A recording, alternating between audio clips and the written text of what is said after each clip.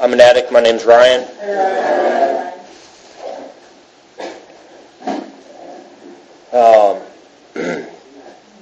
I'd like, if we could, to just take a moment of silence. And if you would invite your higher power in to kind of help my higher power speak through me, so that you can hear a strong message in Narcotics Anonymous. Maybe we can all get something out of this.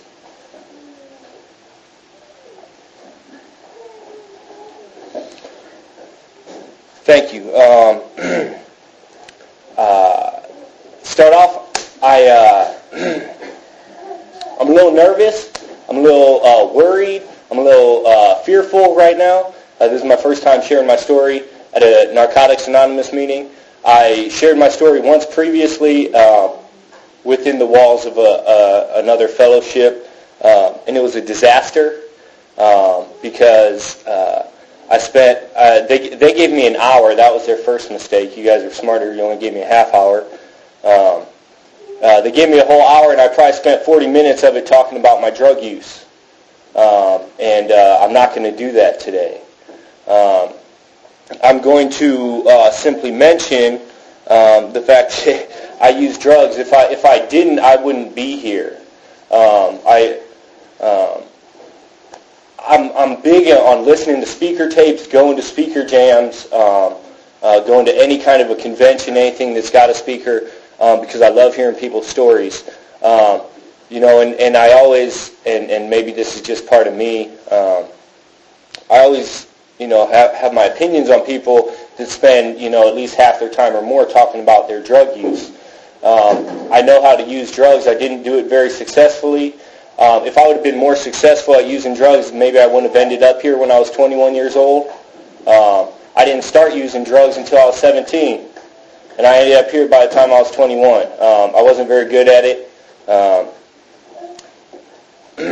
It found me on March 17th of 2004.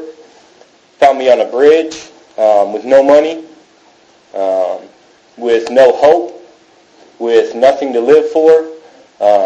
And all I know is that about 2 weeks prior to that, my uncle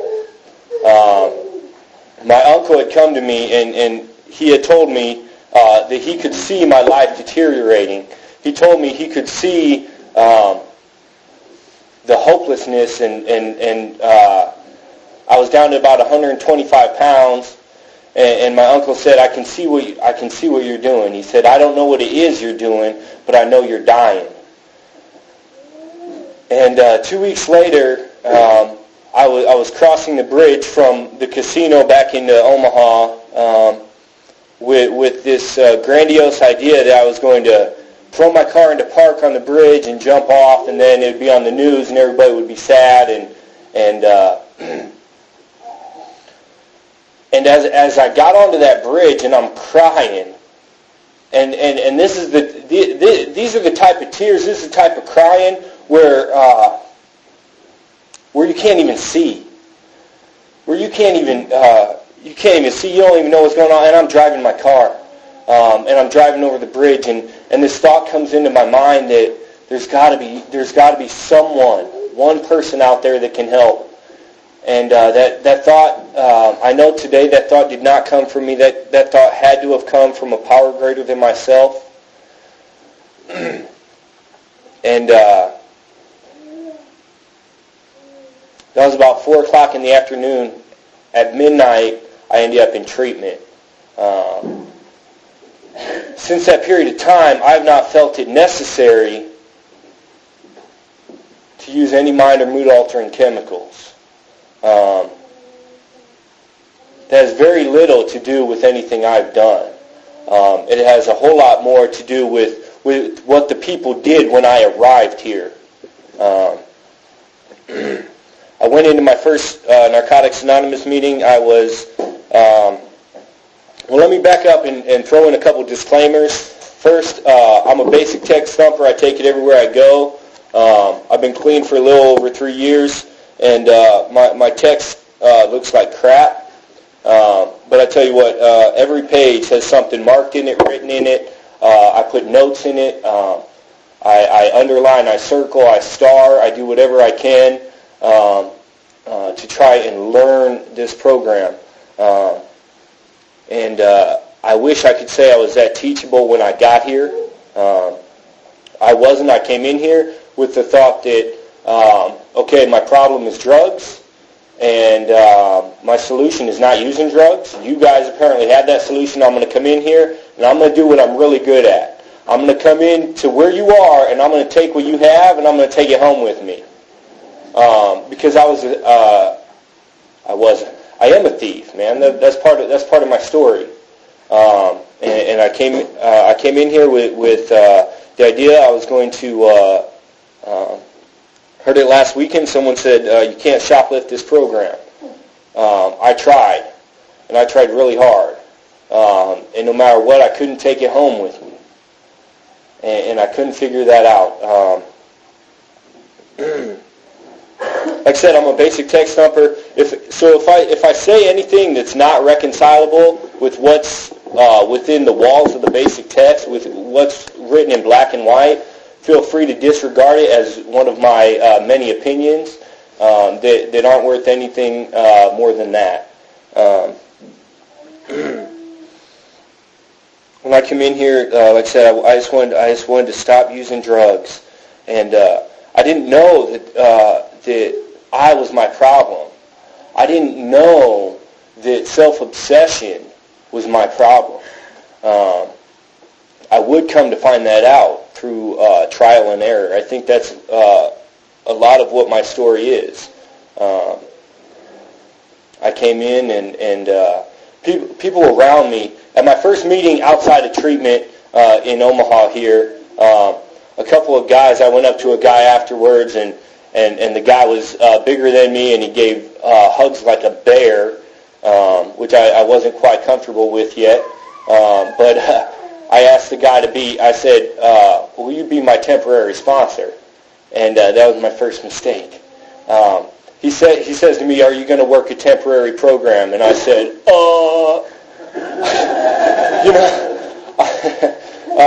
I'm one day clean. By the way, they told me no matter what you do, don't go back to the dope house. That's what they said.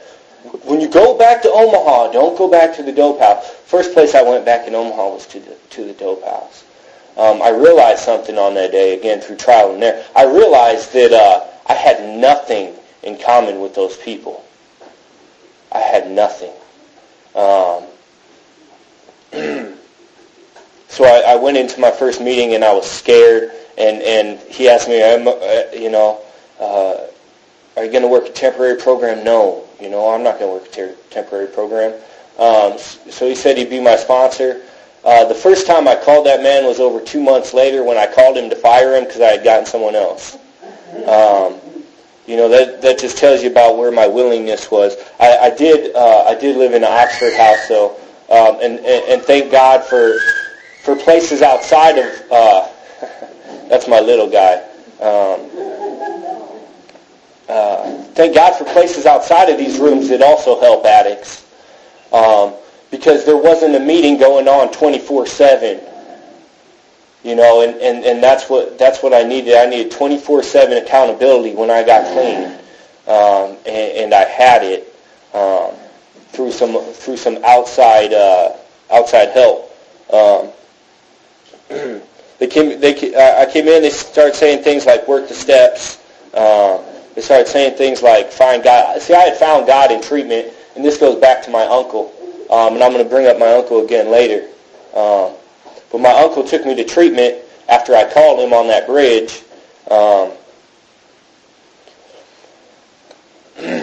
He's hard to talk about.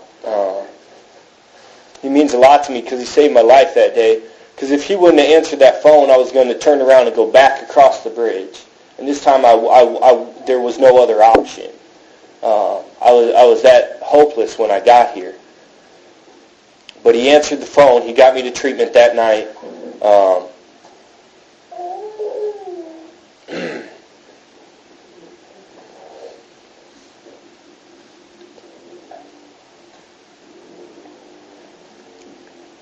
sometimes my gratitude will speak a lot more through my emotions than through my words.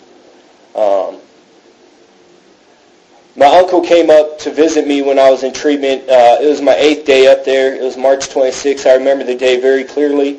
I had just gotten out of the detox they had at this treatment center.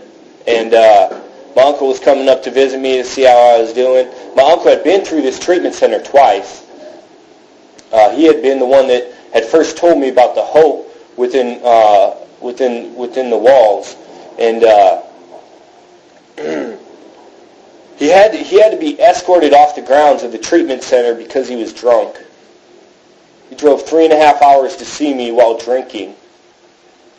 He had taken me to, and at that point, because see, I had read through the 12 steps already, and I had said, 1, okay, no problem, man. No problem with 1, I'm powerless, my life, it couldn't be more unmanageable. 2, absolutely, I'm insane, I need some help. And I read 3, and it said God. And I think addicts are the only people on earth to whom God is a 4-letter word.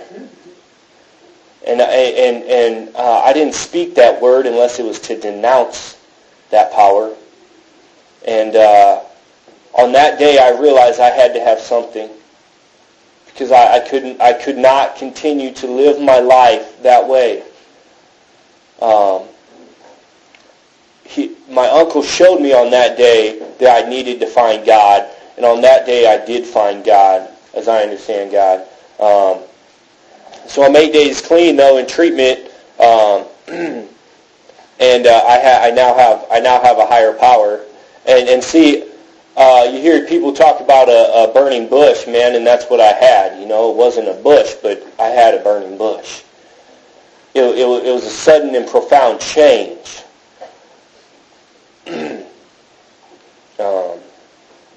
So I had that, and I thought, okay, I've got this God thing down. That's all I need. And I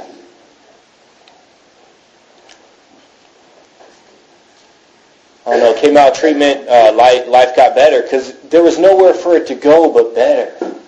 There was nowhere for it to go but better. I didn't change a whole lot else, so I was just going to meetings. I was going to 2 or 3 meetings a day. Basic text, I believe it's the understatement of the basic text where it says that a meeting a day for 90 days is a good idea. I've never heard of a better idea. And I've put that into practice at more than one time in my recovery, where I've gone to a meeting a day for 90 days. It says in the beginning, and for me I have to start over every now and then. I have to go back to the beginning. When I forget, when I get out of place, when I lose that conscious contact with God, I have to go back to the beginning. Eventually, some things started happening in my life, some good things. Went back to school, went back to college, and was taking classes. But I wasn't working the steps. See, I'd worked 1, 2, and 3 with about 3 different gentlemen in this program. And as soon as I got to that 4th step, I kept running. And I'd find myself a new gentleman to start working with. I'd find a reason, an excuse, a rationalization, whatever I could to move on, to start working with someone else, just to avoid the pain of looking at myself. Eventually, avoiding that pain brought it to a head. I found myself on another bridge, smack dab between a year and 18 months clean, again with the desire to jump off. Never had the desire to use, never had the thought to use. Thank God that was removed from me. I hear people talk about, people in this program with significant clean time, they say every day they get up and make a choice not to use drugs that day. Thank God I don't have to make that choice, because one of these days I'd wake up on the wrong side of the bed and I'd make the wrong choice. That option was taken from me by a higher power quite a long time ago, and thank God it was. I found myself on a bridge, though, with the desire to jump off again, And and it came down to the fact I had to work the steps or I was going to die. And I had a great sponsor at the time, and I worked the 4th step, and I worked the 5th step, and I worked the 6th and the 7th, and I started making amends. And suddenly, I tell you what, since that point in time, everything in my life has flipped. And I can't even seem to slow it down. You know, I wake up in the morning and my life is so busy. I'm in touch with addicts every day. I have been for a very long time. There's not many people that aren't addicts that I have in my life. I found a family here. Not to say that I don't have a family at home. This was the first place in the world, though, where I felt like people understood me.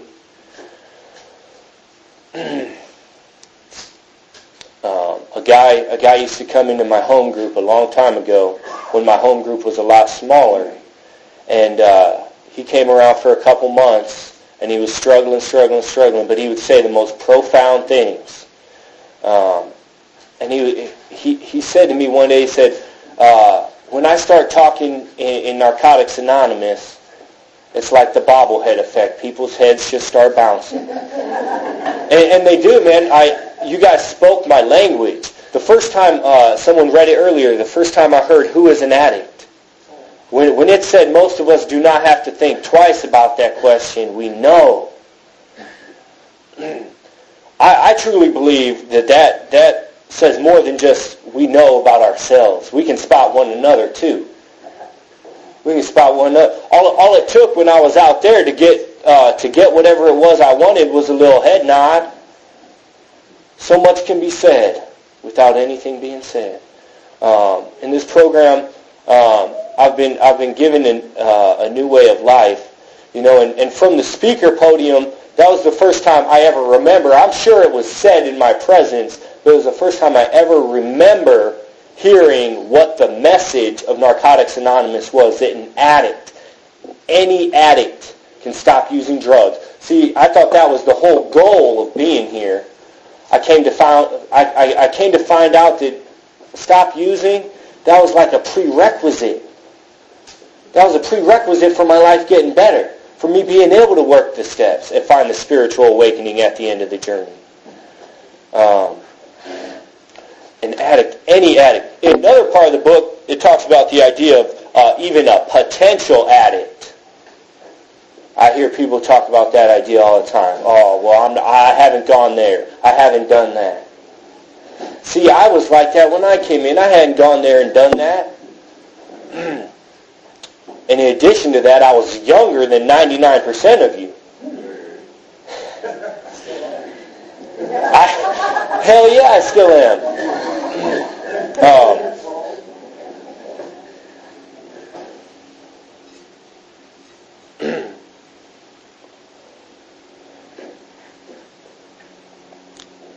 But it says very clearly in the text, we do not care what or how much you've used. It doesn't matter. Many of you probably used longer than I've been alive to this day. You know, I won't hold it against you. Neither will you. Good.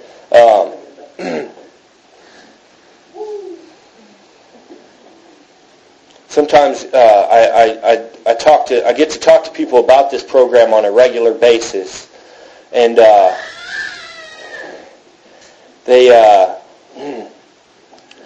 people like to argue this program. They like to argue the fact that it works. And through coming here and listening to people and reading this book, I've been able to make a couple of observations about what's written in the book. And one of the things I found that was so profound when I heard it was the fact that the 12 steps are written in the past tense. And I knew that, you know. I took English, you know, in 4th grade. I know what the past tense is. But I never put two and two together. Why are they written in the past tense? Someone finally pointed it out to me. And they said it's because they were written from experience. This is not a theory. It works. Carrie mentioned in introducing me that I get to be a father today. And that's the truth of it, man. I don't have to do anything today. I get to do it. I have the privilege. I consider it. I'm still my stomach's just in knots right now. But I get to be up here. And it was always a dream of mine to get to be up here looking at you. And let me tell you, it's a pretty good view. It's pretty cool to stand up here and to be asked to carry the message of Narcotics Anonymous. And I've found that that word, carry, is the most important word out of all that. I get to carry it today. And you don't have to take it, but I get to carry it. Because if I put it down and pick it up, and put it down and pick it up, I'm headed for trouble. I found that on that bridge.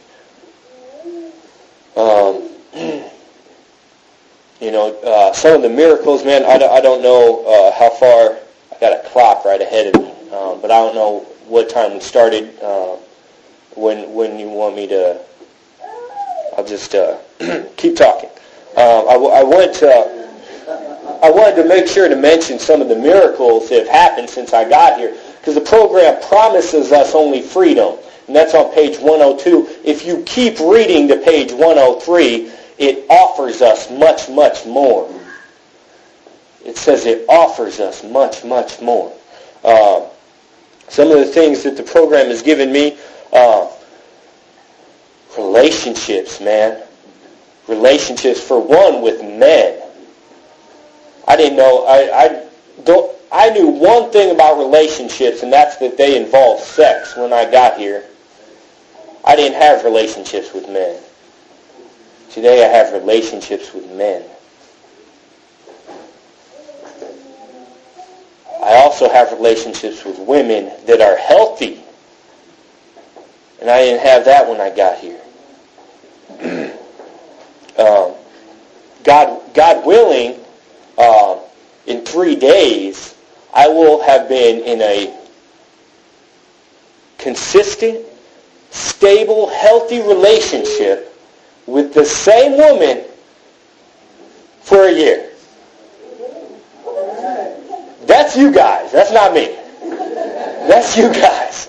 Because I can't do that.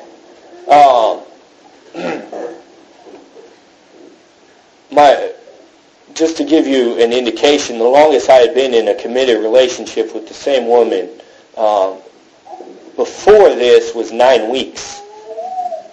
9 weeks. Being a father, I thank you for teaching me how to be a father. I look around the rooms and I see fathers, and I see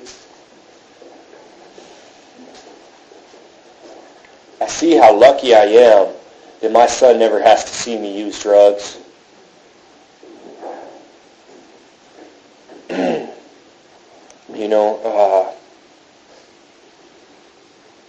You've given me some serenity, follow through, friends. When I walked into my first Narcotics Anonymous meeting in Omaha, a guy wrapped his arms around me, and he said, "What are you doing tonight?" And he said, "You're coming with us." He didn't ask me. He didn't ask me what I was doing. He said, "You're coming with us." And I did. And that's what I did for a long time.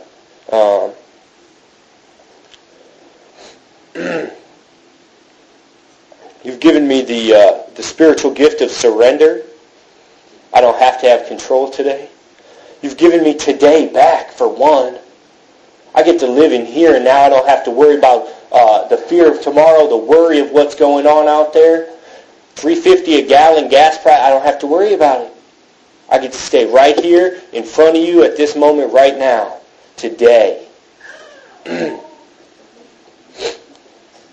I have a college degree today. I have a sense of belonging and identity. I have family. I have parents. I have a sponsor. I have sponsees. I have a better relationship with you. I have a better relationship with myself. And I have a better relationship with God. And everything else doesn't matter. I think I got there. I need to close it up. Sorry.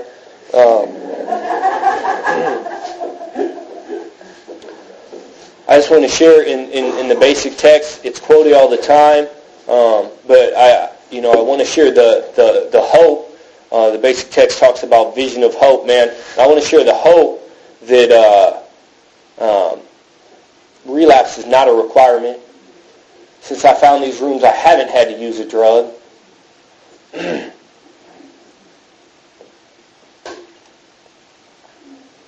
And the last thing, right before I came here, man, I got a phone call from my family.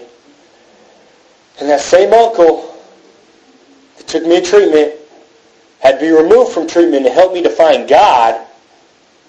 I got to take him to detox right before coming here. I just want to thank you for a new way of life. That's all I got.